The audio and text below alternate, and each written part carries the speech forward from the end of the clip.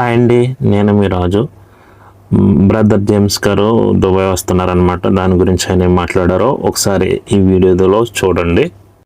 పేజీలు ఎక్కువ ఉండాలి, అందుకే ఇంకా విదేశాలు ఎదురు చూస్తున్నారు. దుబాయ్లో కూడా ప్లాన్ చేస్తున్నారట.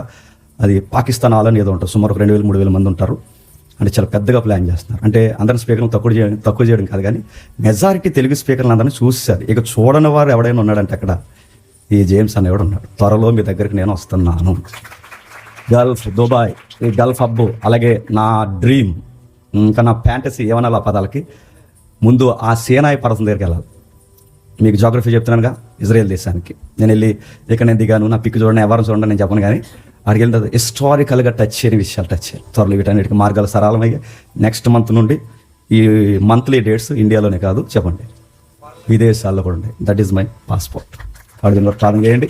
దీని వరకు నేను తిరుగుతాను. ఇక దేవుడు నాకు మార్గం సరళం చేసిన అన్ని ప్రాంతాలు నేను తిరుగుతాను. పాస్పోర్ట్ చాలా అవసరం. మనకు చాలా పెద్ద ప్రాజెక్టులు ఉన్నాయి, నిర్మాణాలు ఉన్నాయి. ఏడాదికి 100 మంది సేవకులను తయారు చేయాలన్న ఒక లెగసీ ఉంది. దానికి ఎంత అవసరం ఉంది, సోర్స్ ఉంది, దానికి పెద్ద పెద్ద హస్తాలు అవసరం. వాటన్నిటిని నిజాయితీగా సేవ చేస్తానని దేవుడికి తెలుసు కనుక నమ్మిన దేవుడు నాకు నమ్మకమైన మార్గాన్ని ఇచ్చాడు. Thank you. ఇక ఆలస్యం చేయకుండా మన వాక్యంలోనికి వెళదాం. ఇది ఎందుకు నేను చెప్పానంటే, ఆ విదేశాల్లో మనకు వ్యతిరేకంగా మాట్లాడుతున్నాడు ఎవడైతే ఉన్నాడో ఆడు చూడాలి. ఈ వీడియో కట్ చేసి పెడతారు మన వాళ్ళందరూ. ఆడు ఏమంటున్నాడంట, వాళ్ళు ఏమంటున్నారంట, పాస్పోర్ట్ వచ్చిందని మేము చెప్పినా అవతల నుంచి అన్నాడు, ఆ బాబు అలాగే చెప్తాడు రాడు అన్నాడట. పోనీ వచ్చేస్తున్నామని చెప్పినా కన్ఫామ్ అయితే మళ్ళీ ఏమని చెప్పారట, వస్తున్నారు కానీ సువార్త చెప్పడానికి రాదు. సియోను తెలుగు క్రైస్తవ సంఘ 17వ వార్షిక మహోత్సవానికి బ్రదర్ జేమ్స్ గారు మనకి అందుబాటులోకి వస్తున్నారు.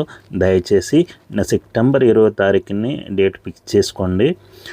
పాకిస్తాన్ ఆడిటోరియంలో మనకి ఈ కార్యక్రమం జరగబోతుంది. దయచేసి దుబాయ్లో ఉన్న తెలుగువారు